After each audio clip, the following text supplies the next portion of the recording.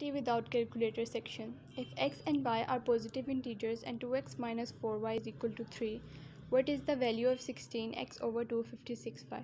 2x minus 4y की value दी हुई है 3, 16x over 256y हमने फाइंड करना है। अब इसको सिंप्लीफाई करें तो 16 होता है 4 का स्क्वायर।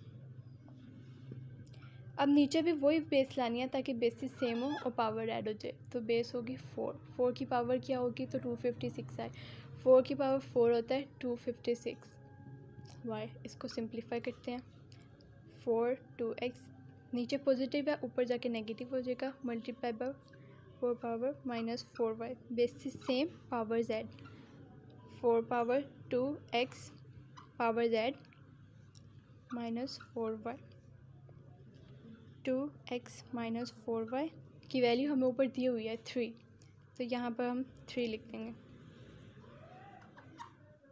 Is equal to 64। ये आंसर है।